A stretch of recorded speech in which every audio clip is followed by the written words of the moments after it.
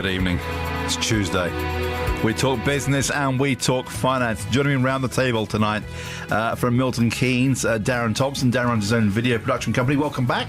Good evening, Roberto. Nice Good to be back. We welcome two new panellists to the debate this evening. Richard Bunn is from the White Hot Group. Welcome. Thank you, and you work within the automotive industry. We do. We supply new vans to skilled tradespeople in the local area. OK, so we'll talk more about your business throughout the course of the programme. And we welcome Anne Timpany from On Tap Plumbers in Hertfordshire. Welcome, Anne. Well, thank you very much. Are you really a plumber? I'm not, no. I wish I could say I was. That's my husband's job. You're a husband and wife team? We are, yes. You work together? Yes, very well. How does it work? 'Cause you work together, you obviously live together, but how does that work?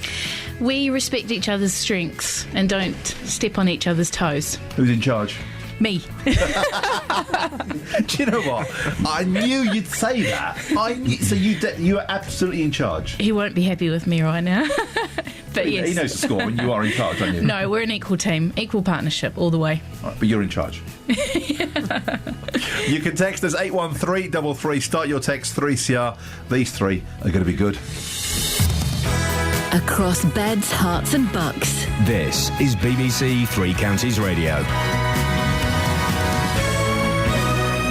Darren, Anne and Richard. And Richard's mum has a claim to fame because on my collection of my CD mix collection, Christmas hits, I've got on there, obviously, the Slade Christmas song, Merry Christmas Everybody. And your mum went to school with Noddy Holder. She did indeed, yes. That's fantastic. I know. And James Blunt was actually a usher at my sister's wedding. Get out of here. With me, yeah. That's before he was famous. He wouldn't sing, he was too embarrassed. Hang on, so just recap. I thought the Noddy Holder collection was good. James Blunt. Yep. Right? The James Blunt. Yep. You are beautiful. He was an usher at your sister's wedding? He lived in the flat above my sister in Bristol. It's actually called James Blount, but he changed his name. But he was very early on and he wouldn't sing because he was too embarrassed to sing at the church. What did they say? Come on, mate, you got a guitar, sing on. Yeah. They asked him and he wouldn't do it. Extraordinary. See? I know. Well, so what do you think now when you see him on, doing so incredibly well? Well, he still sends free tickets and stuff like that, so it's quite a handy person to know.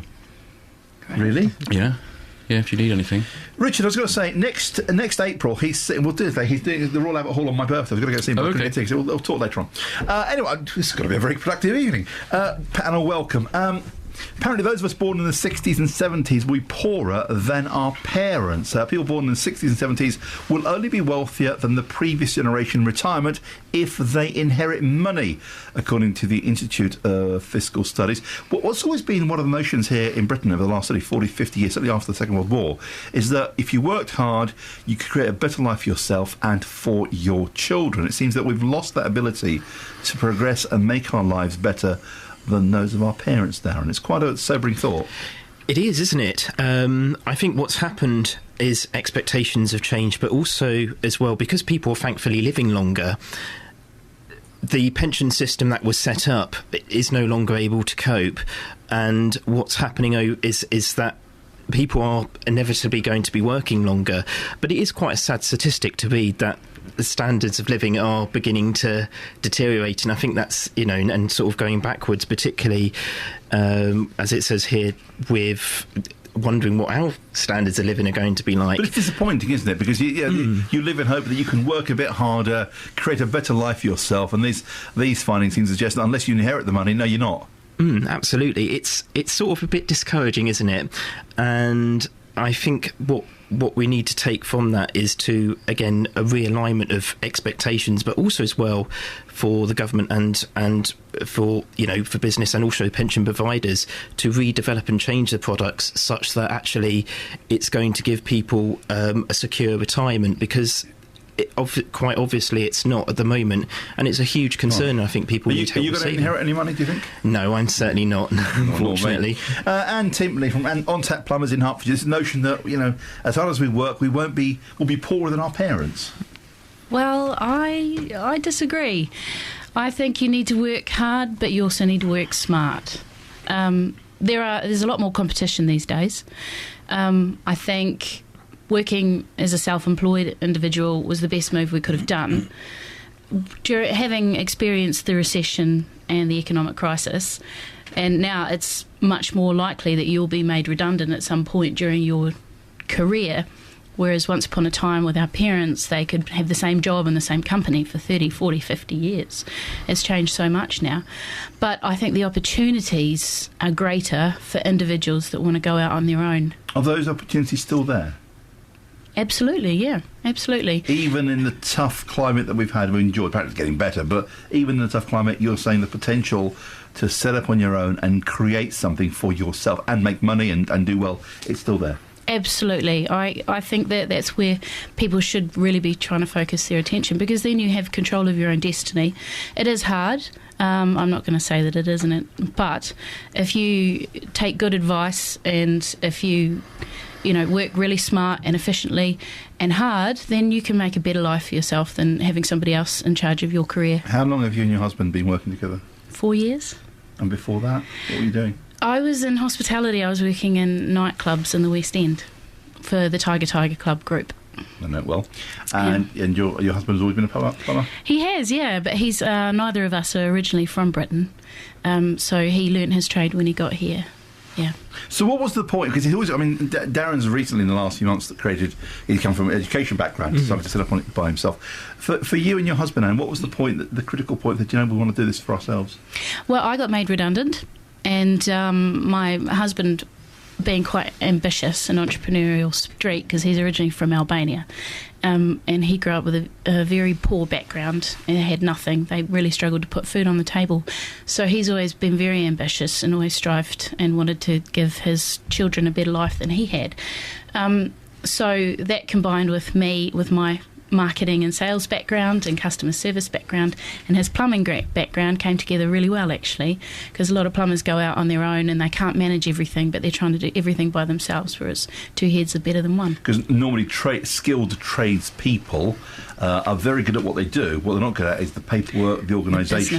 The administration. If my husband was left up to his own devices, we wouldn't be in the position we are now. I think you'll find if all men were left up to their own devices, we'd end up that creek without a paddle quite frequently. Richard, the story was that most of us, it would seem, won't be more successful than our parents. The ability to improve our lives has been curtailed. Would you agree with that, or do you take a different view? I don't think the ability to improve our lives is necessarily gone. I mean, the traditional way is you have your job for 30, 40 years and then you get your final salary pension scheme. And that's one of the huge things that's changed. And I think there's a big lack of confidence in my generation at the moment in pensions altogether. And there's a lot of people that I talk to who are thinking property is the way to go. Whether it is or not, I don't know. But there's a huge lack of confidence in pensions. But the opportunity to actually do well is definitely there. It's so much more easy to set up a business, go to market, look a decent size. It's that you don't need the capital that you used to need to set up your own business. So therefore there's huge potential to do well. But I think a lot of the time to make money you've got to have to do it yourself. You don't get rich working for a company, and you don't get the pension you used to either. Therefore more and more people are doing their own thing now. But when you set up on your own, of course, if you're good, you'll do well. But you need to start making money quickly because the bills will still be coming in quickly as well. Yeah, I mean, the good thing is you don't need the capital, so you can survive on a lot less capital than you used to. You used to have a huge amount behind you to get through the difficult period. Now you don't need so much to go to market. It's a lot cheaper. You can use social media, etc., etc. I still think you obviously do need some capital, and that's where it is difficult if you haven't got anything behind you. So you need to have something, but the opportunities are there, and it's not hugely difficult to start up and actually start trading very quickly. And just tell us about your company, the White Hot Group. You supply commercial vehicles. Yes, we do. Well, I mean, the niche market is skilled tradesmen, so builders, plumbers, electricians in the local area, and basically we have procurement terms across the range on all vans, which means that we would always be cheaper than if you walked into your local franchise dealer. So we're impartial, therefore we can give you proper advice, and whether it be on the finance or the van itself. So, for example, a plumber could come to you and say, look, I've been to look around for some vans, but what is a van suitable for my needs? And you think, right, I know what I've got. They go into a franchise dealer normally, and the franchise dealer can obviously only sell them what they've got. So they go to a Ford dealer, they can just sell them a Ford Transit van. That might not be the right van for them, and it might not be the right price for them. We can supply them with any sort of van. Therefore, what we find is builders just don't have any time. I mean, they don't have time to come into the office to sign the documents. Half a day's work gone. So anything we can do... You can't get a quote out of people because they're so busy. Yeah, exactly. So I mean, they are more and more busy now. I mean, they are really squeezed. The pips are coming out of tradesmen at the moment, which is a good thing. So therefore, anything you can do that saves them time, and also, as you were saying earlier, they're not the greatest. No offence to plumbers at all the sort of back office stuff. Therefore, if you're credible and they trust you, and you can take that decision-making process and make it easy for them, then they'll jump at the chance. Wish we'd met you 12 months ago. Well, I'm hoping we'll talk afterwards, actually. And do you give them a shiny, brand new white van? I love brand new white vans, they're great. Or do you give them a sign-written one up with all bells and whistles? White van man is dead. They don't know. The most popular van now is silver, with satellite navigation, Bluetooth, alloy wheels. So white van man, hardly any of those are supplied now. So white van man is no more? Exactly. Yours is silver? Silver. Wow. Yeah. They look cleaner. Dirty. Yeah, they get dirty. They look better if they're sign written. And these days, it sounds silly, but because of corporate manslaughter, all that sort of stuff, everybody wants Bluetooth phones. They don't want to have the phone tucked under the chin with a map trying to find out where they go. Surely a proper tradesman will still have a copy of The Sun, a couple of cans of Coke on their dashboard. Yeah, still that. Pack of cigarettes, all mucky papers everywhere. They still have all that. Yeah, we get the ones that come back afterwards, so they still have all the rubbish in the van. But actually, technically, they've got the Bluetooth. They know where they're going because they've got the sat-nav. They've got air conditioning, so they're not all hot and ratty as they're driving around. So it's a different world.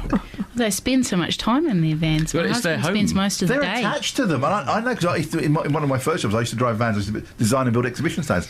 I used to love my little Mercedes van. I used to go all over the country with it. But it's their office, and they use it for everything. I mean, they have USB ports. They can plug their iPads in, everything. Yeah. Wow. And Anne, by the way, I know people are asking, she's not Australian, she's New Zealand. Otherwise, if she's Australian, I would have sent her straight out the door. It's all right, I don't take offence. They took the ashes off very unhappy people this afternoon around. Travel news for beds, cards and bugs. BBC Three Counties Radio. Disruption, delays and cancellations on First Capital Connect services between Stevenage and Moorgate and Welling, and Moorgate because of signalling problems between New Barnet and Alexandra Palace. On the roads, A1M still very slow. Solid queues there northbound from Junction 6 at Welling towards Stevenage at Junction 7. Bit slow on the M1. The northbound side's queuing approaching Junction 9 for Redbourne and Dunstable on the A5. The M25 clockwise, just a small queue at the moment, excuse me, clockwise from Junction 23, the A1M towards Potters Bar at 24. A long queue on the Aston Clinton bypass, the A41. That's really slow now, queuing all the way from Aston Clinton towards Aylesbury with around 15 to 20 minutes of delays. Adam Moore, BBC Three Counties Radio. The next travel bulletin is in 15 minutes. BBC Three Counties Radio. Every weekday morning from 9. That's ghastly. It's absolutely disgraceful. Don't talk about morals because he doesn't care about the man in the street. The biggest local talking points. I found out a couple of hours later it was a murder. Over the phone, they phoned me up and told me. I don't know why you're picking on that man. The JVS Show. I feel it's out of place in this country. Let me be really frankly honest with you. Local government and government are doing a good job-ish. I never call in, but I feel so passionate about this topic. The JVS Show. Weekdays from 9. BBC Three Counties Radio. The Business and Finance Hour with Roberto Perrone. BBC Three Counties Radio.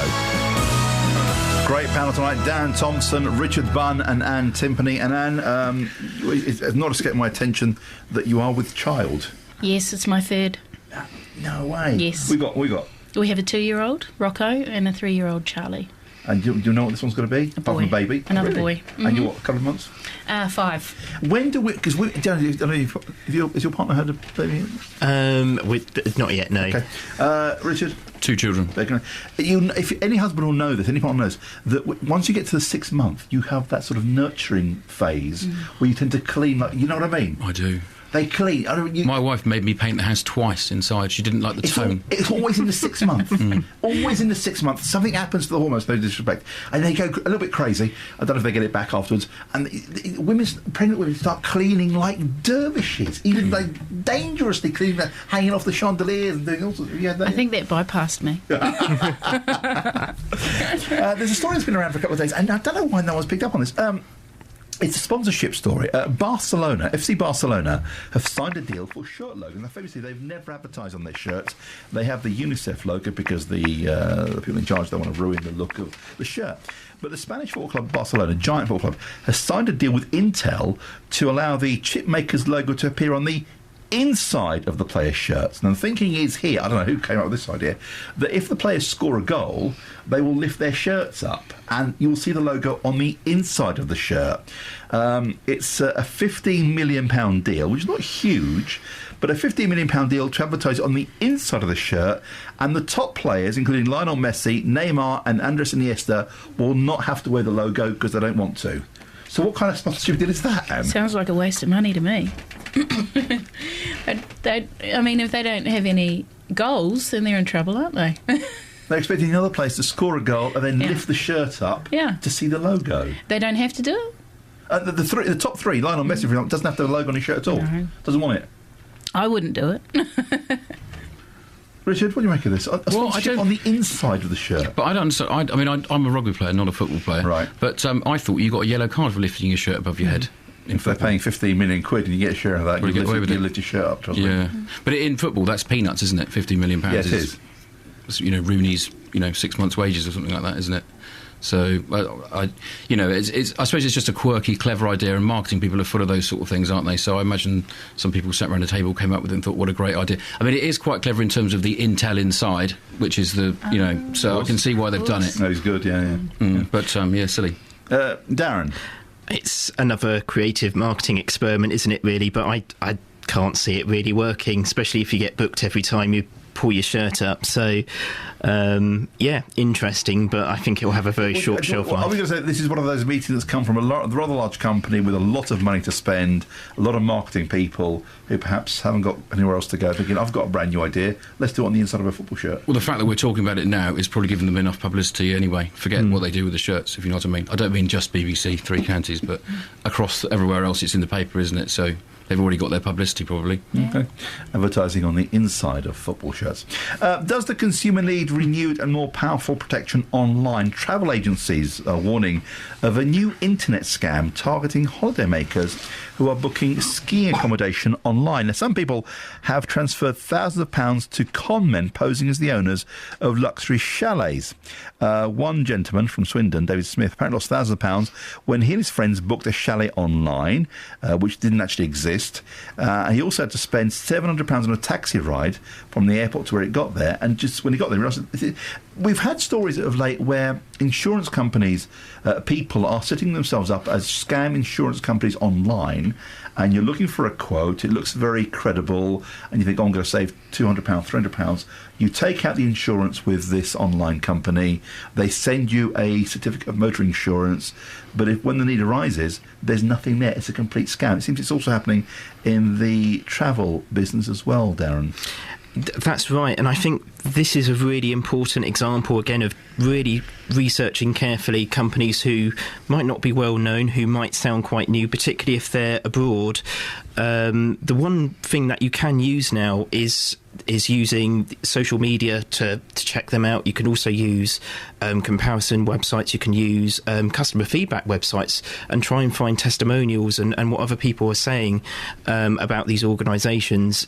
You do have to be very, very careful, and it's usually, again, best to go with an organisation that's a member of ABTA, for example, or has a good reputation. You have to be quite savvy. I don't know whether more protection can be right. You have to be quite savvy because they can make a website look really good. And of course, it affects those people who are genuinely trying to start a new business, for example, and offering their services online. That's right. Myself, if I was in that situation looking for a chalet, I'd probably do extensive research, like Darren said, and look on TripAdvisor. I always look on TripAdvisor first before I book something, because I always like to get other people's opinions about something. But as you say, it can be detrimental to new businesses trying to start up. But I suppose in that respect, if you had a lot of social media presence, that would help your business establish itself online as a credible business as well. Richard? Well, it's easier and easier to find out about businesses these days. It doesn't take much to find out whether it's credible or not. I mean, to be honest, a guy that spends £700 on a taxi doesn't sound that savvy. Just on a taxi to get to the chalet, which didn't exist. Yeah, so he doesn't seem the most switched-on individual. But, it's not difficult. But what we find is, this is not a plug for the business, but there's a .com business that people will buy from, and then people actually do like to buy online from a local business as well, once it gets to a certain level. And so that's why someone like us exists, because people don't want to spend £15,000 with an unknown company from up north. They like like to be able to touch and feel the business. Now, I know with travel agents it's slightly different, but as you say, ABTA, etc., it's not difficult with TripAdvisor to find out about people. So, well, can I ask you, because in the motoring industry, you can, if you're looking for a new vehicle, be it commercial vehicle or any other kind of vehicle, if you go on the internet, you type in, I want to buy, I don't know, BMW 316i, you'll get offers coming in online from all over the place. But you're saying people, while they'll shop around, they will always want to come back to something local. There are some tightwads who will just buy whatever the cheapest is online. Generally, you always get what you pay for, and if there's a problem, then suddenly the phones don't get answered, or they won't get back to you, etc., etc. So there is that, but people do actually prefer to buy off businesses that are local. You still have to have a shop, you have to have a brochure site, you have to show what's available, but they don't necessarily want to transact online. They just want to find you online, and then they want to transact with an individual and speak to you on the telephone, etc., etc. So, there'll always be a market for the .com cheapies of whatever, but some people are brave enough to do that, or stupid enough to do that. Most people would rather deal with a business where they know where they are. Interesting. Can I ask you, because Darren, yours is a relatively new business, Richard and Anne, you're new to the panel, and how do you get new business? How do you attract new business? Most of our business is word of mouth. We get a lot of recommendations from our current customers, passing details on to neighbours, etc. We also do a lot of networking. We were actually all, Darren, Richard and myself were talking about BNI. We all, turns out, we're members of. Just tell us what BNI is. BNI is it Business Networking International. It's an organisation that is started in America, and now they're all over the world. And they're localised networking groups that meet mostly at breakfast time, but I do a lunchtime group, and we refer business to each other. And it's an industry lockout, so only one plumber can be in one group. And for us, 4 years ago when we started the business and we didn't have any family or friends here, it was an invaluable source of business for us. It was about 80% of our... Because when you and your husband started your business, you had no family here, it was a complete... There was no saying, friends and family, give us a helping hand. No, it wasn't. We didn't have family here. Most of our friends were renting. So we didn't have any fallback, really, for us. So we had to start completely from scratch. So I started BNI and a couple of other networking groups, and that was the best one, the most. And I'm still a member of BNI 4 years later.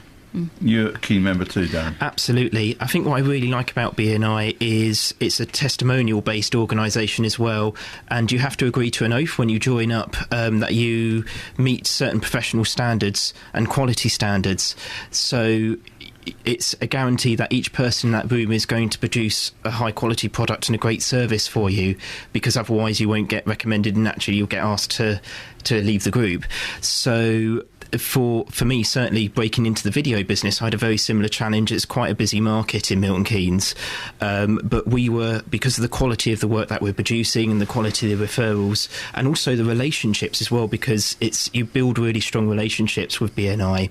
That's really helped certainly my business grow very, very quickly in a very short space of time, and it's something which I would really, really highly recommend. Yeah, and it also gives you access to communities that you might not have had access to before. Being from New Zealand, obviously I have access to the New Zealand community, but in my group is a very strong Jewish Orthodox community, and they are traditionally not supposed to socialise with women outside of their immediate group, and but they can in a business situation, and we've ended up getting a lot of business from the Jewish community as a result. Word of mouth.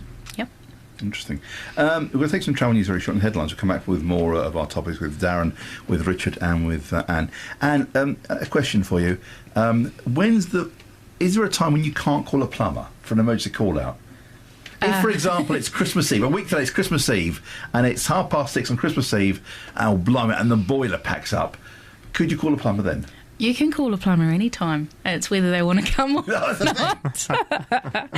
And also whether you want to pay the rate or not. That's the big problem. We're expecting to get calls over the Christmas period, but the last 3 years we haven't had a lot. Of calls, actually. But our specialty is installations as opposed to repair work anyway. Yeah. I always worry when I've got to call a tradesman. I always think there's a set time you call a tradesman, a carpenter, a plumber, or an electrician. Someone was trying to call us at 20 to 5 this morning. I don't know if it was a plumbing call, but it could have been. That was probably not the best time to try. A plumbing call? You could have taken it, sent your husband out? Get out there, do the job. Maybe at the beginning, not now. Travel news for beds, cards and bugs. BBC Three Counties Radio. So lots of delays and cancellations of First Capital Connect tonight between Stevenage, Moorgate and Welling and Moorgate because of signalling problems between New Barnet and Alexandra Palace. The A1M still queuing. Northbound's very slow from Welling at Junction 6 towards Stevenage at Junction 7. You're queuing clockwise on the M25. That's slow from 23, the A1M round to Potters Bar at 24. M1 starting to clear up now. Just a small queue northbound as you head up towards the exit slip for Dunstable, the A5 at Junction 9. M40 is a bit slow now. I can see a queue there on the westbound carriageway heading away from London up towards High Wycombe, just before Junction 4, the Handycross roundabout. That's looking very slow. And there's quite a queue around Aston Clinton on the A41. That's very slow all the way to Aylesbury, around 15 minutes of delays. Adam Moore, BBC Three Counties Radio. Adam, thank you. More from Adam in the next 15 minutes. Motorways, main routes, town centres, what you share with us will make a world of difference. By the way, Watford town centre looking very, very busy this evening. If you know why, tell me. Across beds, hearts and bugs. This is BBC Three Counties Radio.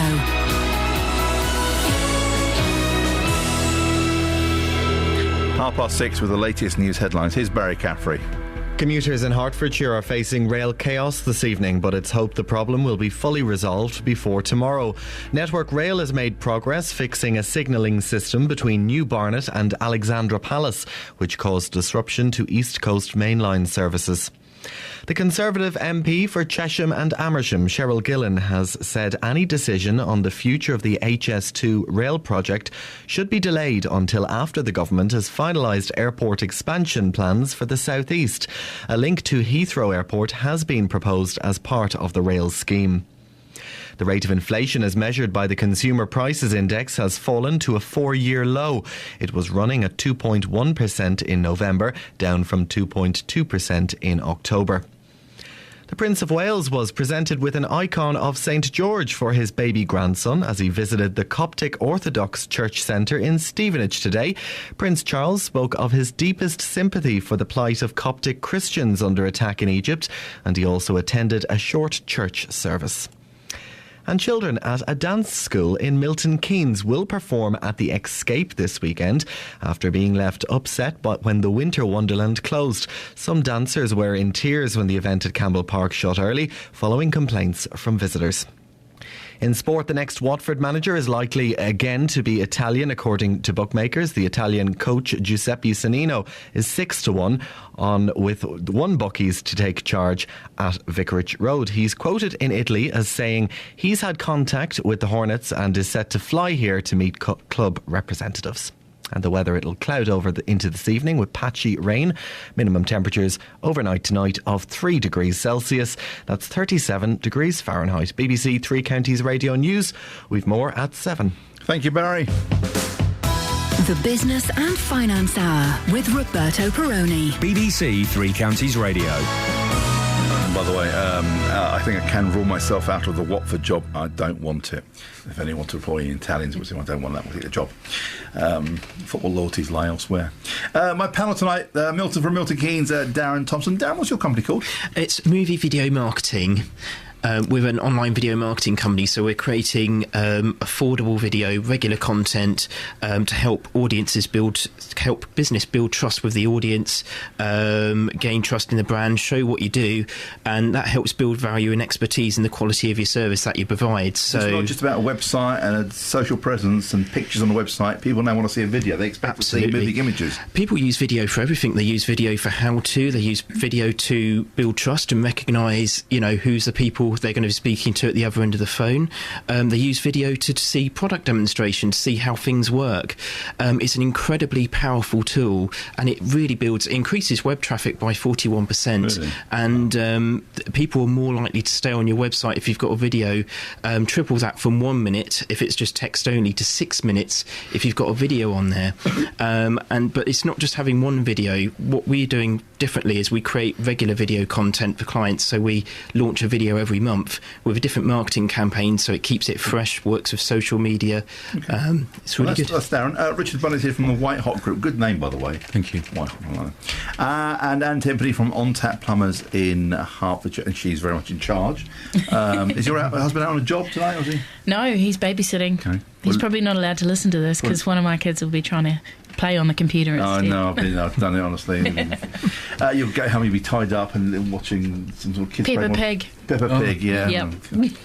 Yep. Will more jobs become available in 2014? The Federation of Small Businesses says small firms are increasingly optimistic about next year and are gearing up to hire more staff. Of course, if the unemployment figures go down, the interest rates go up. Great for savers, not so clever people who've borrowed money, financially, of course. But do you see an upturn in people being hired for small businesses, Richard?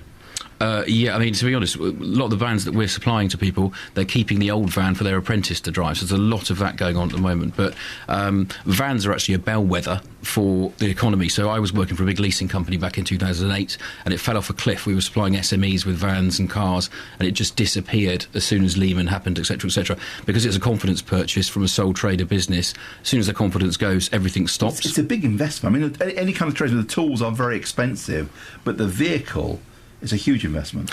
Well, it is, although, I mean, most people lease them. About 80% of vans will be leased, which is, they're looking more at something like £200 a month. They're not paying for the capital, so they're not investing like that. It's a commitment, but rather than the capital investment. But what we're seeing is, probably the last 6 months, a huge sea change in people actually deciding to change their van, get a new one, and it's just getting bigger and bigger every month. So, I mean, I'm expecting next year to be huge in terms of the change, because what we're doing is such a bellwether. It's one of the first purchases when the confidence comes back. They decide to change because they're fed up with repair bills on their old van, etc., etc. So it's definitely been a movement over the last 6 months. So what kind of options do people have when they're buying or want to take on a new vehicle, commercial vehicle? Most people will lease. And if they're VAT registered, they can claim the VAT back on it, etc., etc. A couple of types of lease, one where you hand it back at the end, and one where you can actually just carry on using the van as long as you want to, and then you can trade it in for another one. And that's what most people do with vans, to be honest. They don't want to... I mean, any sensible business really doesn't want to tie £15,000 up of their own capital. Cash flow is everything with a small business. So as long as you can keep the money in the bank and pay a lease, it's a much better use of capital, which is generally what most of the businesses do. Hardly anybody buys a van outright these days. It's interesting, isn't it? And do you see more jobs becoming available in 2014? Small businesses saying they're very optimistic about increased activity next year. We're looking to appoint an estimator or a QS to help us with the commercial projects that we do. I think, yes, there is potential there for small businesses if they're growing, and there seems to be a lot more small businesses around than there used to be. I don't know if that's going to outweigh the amount of redundancies being taken out on the But I said earlier, if you've been made redundant once from a big company, you're going to be reluctant to suffer that loss again, and people will take the risk and say, "I've got that might have a bit of money behind it, and I want to try this." Yeah, try starting your own small business. Yeah. Well, that's what we did, and that's what working for a company like Tiger and I got made redundant.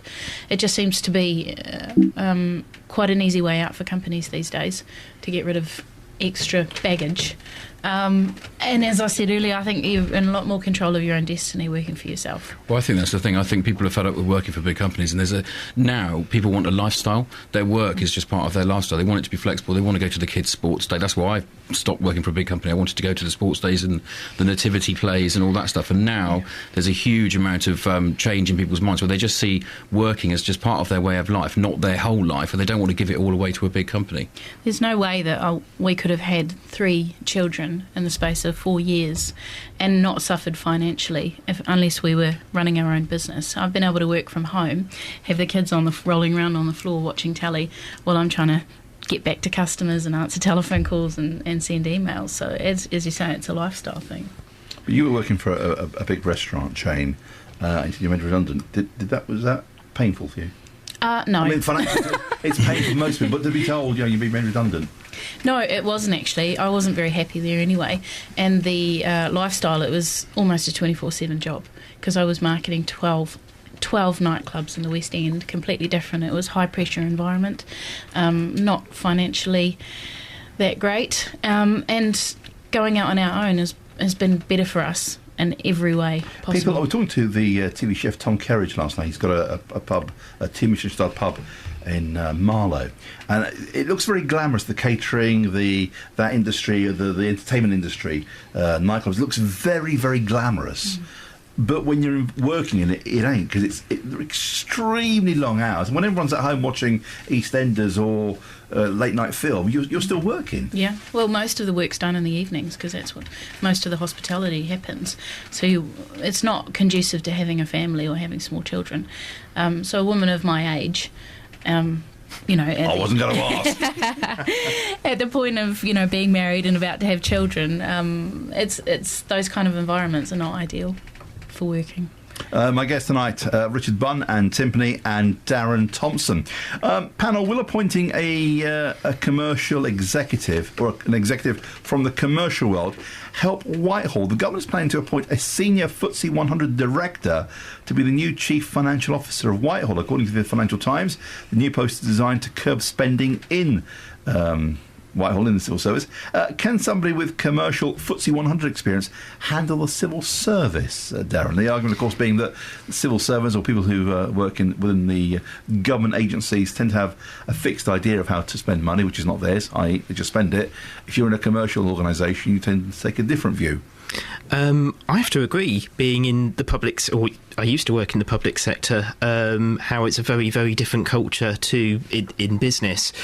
And it will be very interesting to see how this experiment works out and plays out. I think it does need somebody to come in with a very fresh and different view in restructuring and redeveloping the ideas and redeveloping how things work. But it's going to take a very, very long time, potentially decades, to change and develop what goes on in Whitehall. You always hear these amazing stories how Whitehall, if a paperclip costs 1p, they'll spend 50p on it, and because people don't know the cost. It's government money, it's taxpayers' money, they just spend it.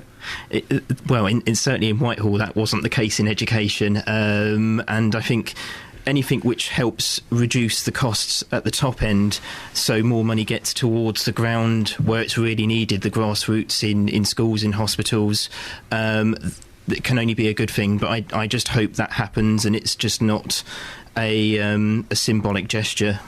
What do you make of this, Richard? A commercial executive from a FTSE 100 company to go and run the financial office at Whitehall to make sure they spend the money, the right amount of money, not overspend. It just sounds like spin to me. I mean, I used to work for the government before university days, and it was, as you'd expect, we used to spend the repairs and renewal budget on carpet so we didn't lose it for the next year, etc., etc.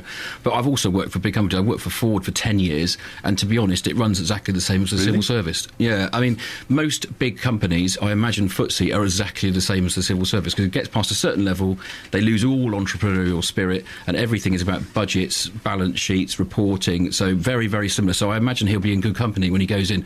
What they really want is an entrepreneur or somebody who's a bit further down the food chain than a FTSE, I would imagine. But very difficult for an entrepreneurial spirit to go in and make changes in sometimes it can be organisations which have been very set in their views for, in this case, hundreds of years. Well, most entrepreneurs would just get so frustrated with the civil service they would give up in the end. I think Alan Sugar did the same thing and just sort of jacked it in. But the trouble is most senior executives are identical to mandarins in Whitehall. That's the way. They don't have much grasp of what's actually going on the shop floor. Everything's fed up via a sort of filter. Then they get what they want to hear and they just spend all the time. Do you think that's still the case, that even in large organisations, the board of directors, the people at the very top have no real inclination of what their business is? And there are always these great undercover programmes, Undercover Boss, for example, and you get executive, they have it in Australia, they have it in America, they have it in Britain, where the people sort of run these huge organisations. They go a week undercover for a week and they're sort of baffled that they had no idea how their business actually operated. Yeah, I think that's exactly right. I've worked in a couple of big companies, and one of them was a big bank governed from the Netherlands, and to be honest, it's just all about reporting and massaging figures to get to the right place, etc., etc. So very little entrepreneurial flair going on, and they've got absolutely no idea what's going on the shop floor. So obviously there'd be exceptions, but my experience is that, yeah. Wow. And Timpany, what's your view on this story? The government wants to appoint a senior FTSE 100 director to be the chief financial officer of Whitehall. I think I have to go with Richard's opinion on that. I think it seems that the government's going down a very commercial route, and perhaps they're losing sight of what it's actually all about at the end of the day. schools, for example, are being very commercially led, and being aware that my eldest child is about to go into a school next year, I think they need to start thinking about the grassroots, and also, as you say, that the chief executives of companies do lose touch with what's actually going on at a base level and can have the wool pulled over their eyes by management in different levels of the company, which is my experience. But the best companies, the people in charge, do know what's going on. They do know what they're making, what they're selling, what they're doing. If you look at some of the big entrepreneurs, industrial entrepreneurs, people like Theopophites, he knows what they're making. I know because, for example, at Ryman's, he knows what they're selling. He knows what's being sold. They're pretty rare, though. I mean, if News International can claim that they didn't know what was going on in their business, you say that was a good business, wouldn't you? I think there's an ongoing case there, which I think is rather interesting. Point of view. Stephen Hemmel says, Rob, the main fuse on the house went on Christmas Day. It took the bloke 4 hours to turn up. We had dinner at 8 o'clock, says Stephen. But at least he turned up on Christmas Day. That's I would dread to have to phone a tradesman, a sparky on. Can you imagine? I'd have my wife going, "Oh, you can ring him up. It's 6 o'clock in the morning. He'll be away from now." Not on Christmas Day. Oh, it could be very stressful, yes. Perhaps, for example, my husband, who's from Albania, they don't traditionally celebrate Christmas, so it's not that big a deal to him. Maybe you got to choose your tradesman wisely. That'd be a nightmare scenario, your fuse box going on Christmas Day. Yes. Your boiler going on Christmas Day is one of the worst possible things that can happen with a house. Kids, we're going to live like Santa Claus in the cold today. It's what Santa would have wanted. I can't see them swallowing that one. Travel news for beds, cards and bugs. BBC Three Counties Radio. Reports from the Highways Agency about an accident on the M25, anti-clockwise, junction 21, as you head on to the northbound M1. Partly blocked at the moment after this accident, so do expect a few queues around there. M1 itself not doing too badly now. Bit of a queue still northbound as you approach junction 10 for Luton Airport. There's a queue there heading off at junction 10, and then it's fine once you get past there, up past Dunstable towards Milton Keynes. A1M still very slow though, northbound queuing from Welling, past Welling actually, junction 5 now, up past Nebworth towards Stevenage at junction 7. The Great North Road, that's looking fine. Great Barford bypass out of Bedford, still a bit slow, approaching the Black Cat roundabout for the A1. Longest queue at the moment, though, around Aylesbury, the Aston Clinton bypass, the A41. Very slow there westbound towards Aylesbury, with around 15 minutes of extra travel time. Adam Moore, BBC Three Counties Radio. The next travel bulletin is in 15 minutes. BBC Three Counties Radio. BBC Three Counties Radio's Big Tour, coming to towns and villages across Beds, Herts and Bucks as we bring you the three counties like never before. It's a huge trip celebrating all that's amazing about where we live. Very loyal people and everybody knows each other. It's a small traditional market town. Very, very friendly place. Oh, it's always a very friendly place. We're in the marketplace in Buckingham. If you've got a story everyone should know about, let us tell everybody about it. Send us an email to 3cr@bbc.co.uk. Come for the day. Come and have lunch here. Have a wander around. Talk to people. See what's going on. Everyone mingles and everyone's very friendly. The big tour of Beds, Herts and Bucks. All this week in Buckingham. I've always been part of Buckingham life. BBC Three Counties Radio. The Business and Finance Hour with Roberto Perrone. BBC Three Counties Radio. I know my next question. I know what the answer is going to be to the next question. My panel tonight, Darren Thompson, Richard Bunn and Anne Timpany. They're all self-employed. They all work for themselves. They all create their own business, which is fascinating. Of course, I was asked a question about instant messaging. Should it be stopped? The merchant bank, JP Morgan, has banned instant messaging amongst its staff amid a clampdown by regulators. Of course, in the big banks, there's all sorts of messages exchanging between people on the LIBOR rate, how they were fixing things. But they found out this was going on, and they said, look, no more instant messaging. Everything has to be above board and traceable. if you work in a big organisation, some of the employees, of course, because they don't work for themselves, they work for someone else, they do tend to spend a lot of time messaging other people. Darren, you can't do that if you work for yourself. No, you certainly can't. Although I spend quite a bit of my life these days promoting movie on social media. It's an interesting one because I think people believe that if they communicate something through any electronic device that it can't be traced or it can disappear, but anything can be traced and found on any kind of electrical device or social media format. And I think a lot of people have learned the hard way about that and the consequences. Certainly when I was a teacher, we had to be very, very careful. I didn't go on social media at all because of those reasons, in case something comes up. And, you know, even something innocent which is misunderstood. And I think that's happened an awful lot to a lot of people, and it's just about education about how powerful things like social media are, and that you have to be incredibly careful. And even things like an email is a form of communication, and it's just being aware of what's in that. I found out last week on Facebook, for example, if you type a message and then delete it before you post it, they still keep a record of it. Facebook. So if you're on Facebook and you're typing a message in the message box, before you press send, I've changed my mind, and delete it, they will still keep a record of it. It's quite sobering, isn't it? Richard Bunn, do you do instant messaging between staff? I don't know if any people work for you. Yeah, I don't do instant messaging. I don't really understand it all. But to be fair, I understand why the financial world have to be seen to be whiter than white. But in the real world, my experience, if you try and constrain people and stop them using something, they'll just use something else. So you know, Facebook, Twitter, etc. We do quite well on Twitter, but they exist. They're part of the world. They're not going away. I don't think they've been around long enough to show they're sort of sustainable.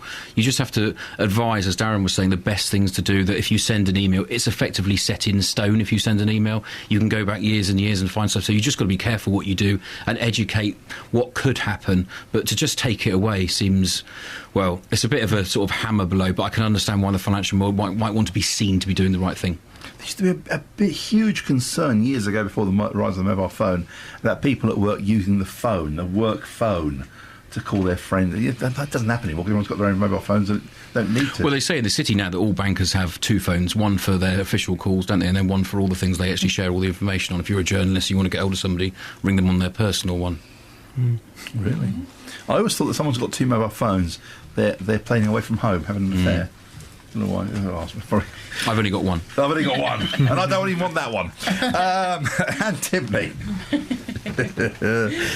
Social messages, instant messaging between staff. You in favour? When you were working for a big organisation, you must have had loads of these.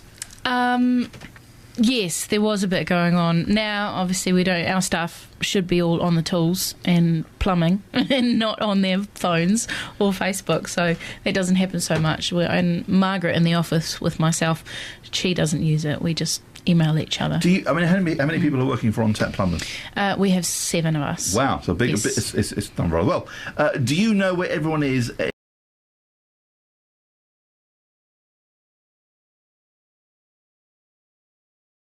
Yes. I even know where my husband is all the time. It's a shocking thought. Do you have a tracker on the van, or no? Just by the jobs? I just keep track of him. I just call him, and I know because I manage his diary, so I know where he's going and what he's doing. That's another benefit of working with your husband. Richard, can you put trackers on commercial vehicles? Yeah, I was about to offer that on the next one. Yeah, you can, more and more so. And to be honest, a lot of it, again, is to do with responsibility with bigger companies, because they want to know their drivers aren't doing too much. So there's telematic systems now you put in vehicles that can tell how fast they're driving, what route they took, etc., etc. So the more and more companies are doing to make sure they'd be seen to be doing the right thing for their employees, to be honest. Because it used to be, of course, if you had a commercial vehicle, if you're working for a large organisation, had a commercial vehicle, you'd park it outside your house, and at the weekend you'd be sort of renting out to move friends' furniture and stuff. They can tell if you do that. They can tell if you open the door. No way. Yeah. Hang on a minute. So if you open the door of a van... I've got a friend who works for a large windscreen company, and they can tell if he started the engine on his van. Wow. So if he wanted to get into his van because he'd forgotten to take something out, they can tell. Obviously, they can tell it hasn't moved, therefore they know he hasn't gone anywhere, but they can still tell that he's been inside the vehicle. Wow! The first time I heard about this sort of business, not on commercial vehicles, office was with Honda. They used to have. They were one of the forerunners of this. They used to have like a credit card system. So when you turn up for work, you plugged into this machine, and they could tell whatever their workers did all day long, where they were. Incredible. Great for the employer, not so much for the employee, because there's no chance for a sort of extended coffee break, for example. Well, some vans these days will actually make a noise at you if you change gear too late. It will actually tell you, and it reports back to the company that your driving style is a little bit erratic. No, really? Mm-hmm. So where's the fun of driving a white van? Well, silver van now. Well, they just do it anyway, and then they get told off afterwards. But that it will tell you when to change gear for the best fuel consumption. I didn't know that. It makes sense. Wow. For the larger companies with a massive fleet, it completely makes sense. Wow. What's the best deal you've done, Mr. Richard? Biggest fleet you've worked on? Well, we did have a fleet, actually, that was 300 vehicles about 18 months ago, but they get to a certain size and the manufacturer tends to step in and deal with them direct, which is absolutely fine. And we've got fleets at the moment, say 50 vehicles, which is a nice fleet for us because they're nimble enough to make decisions. As soon as they get to a certain size, they get into procurement programs and tenders, and you lose the fact that they use you because they like you and they like the service. And do you look after things like servicing for them as well? We would put a service contract on a van, and then it would be dealt with by a big leasing company because they have the infrastructure to do the servicing. So we wouldn't actually take the phone call and book a service, but we would buy a package to put on the van. So it can be done. The biggest vans, they still go up to 7.5 tonnes? We only go up to 3.5, really. Over that, you're into tachographs and big... 3.5 is a double axle? I don't know. Is it double axle? Doesn't have to be a double axle, but 3.5 tonne is where you don't need a tachograph. So you don't need all the operator's license, etc., etc. So, but most vans we sell are, Transit, Vivaros, that sort of size van, because that's what tradespeople are using. So I didn't realise they could tell if you open your van door. That's quite scary, isn't it? Can I ask you, Pam, what do you make of flexible working? Flexible working has become critical for reducing growing levels of stress in British industry, according to a new report. A survey of 4,000 employers found that more than half are witnessing more stress-related illnesses among staff since the economic downturn. Almost half of those questioned said the problem was caused by an increase in absenteeism as well as damaging productivity. What do you make of flexible working? Do you allow your husband to get involved in flexible working, Anthony? Or do you just drive into the ground work? Well, I don't think flexible working really works for my husband. It works a bit better for me due to childcare situations and things like that. So, yes, it works very well for us. And for our plumbers, well, they're on site Monday to Friday, usually 8 or 7 till 5 in the afternoon. And then, but I do think it's important, and when you've got trying to build a family and trying to build a business at the same time, that you do have flexible working hours. I was talking to a friend of mine earlier on. He hasn't been very well, but he's self-employed, and so basically the routine. If you're self-employed, it's your concern. You still go to work. Forget flexible working. There's no such thing. No such thing. I'm working from home today. No, it doesn't happen. Richard. We love flexible working. We've got 4 women working for us, and they're all part-time. They've all got children under 10, and they sort of come and go as they please to a certain extent. But they'll go to the school plays. Paula, which will be pleased to let you know that she goes to the Zumba class on a Thursday morning, so she comes in at 11 o'clock on a Thursday. But that's fine. We find we get much more loyalty out of that.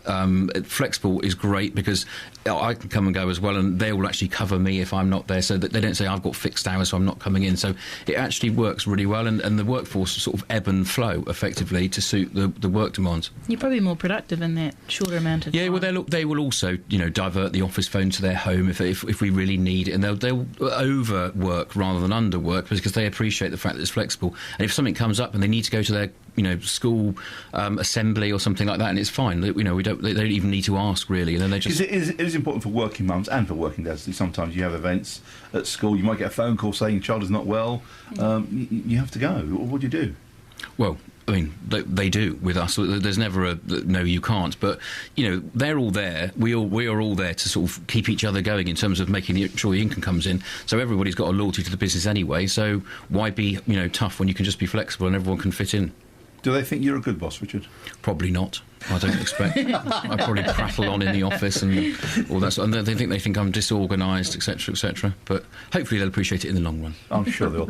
Darren, what's your take on this? The idea of flexible working? I think it's a necessity now. I think it's where we've moved as a society, because we live in a 24/7 society anyway. But I agree. It's a very cost-effective way of really engaging your employees and looking after them. And I think it's just a great way as well of having that flexibility. Certainly with the work that we do, sometimes we have to film on a Saturday. Sometimes it involves weekend work, and having that flexibility is absolutely fantastic. A question for Richard from Chris. How economic are vans these days? You mean to drive or to actually buy? You don't mean fuel economy? Fuel economy, they're getting better and better because of the Euro 5 emissions. All very boring, but Europeans are all over us, and they insist that manufacturers' engines get better and better. So, like on cars, for example, you get taxed these days on the emissions of the engine, not the price of the car. So, same on vans in terms of the engine emissions. So they're getting better and better and better. So, fuel economy can only go up in terms of efficiency over time. So the engines are just better and better and better all the time, and they keep changing because with Kyoto, etc., it's forced on the manufacturers. I can't believe the hour's up. You've been fantastic. Thank you so much. Darren Thompson, Richard. Darren Thompson, your company's called? Movie Video Marketing. Richard Bunn is from the White Hot Group, and Anne Tipley is from On Tap Plumbers in Oxford. Nice name, but I like the way you've done that. Thank you. You've been fantastic. Thank you.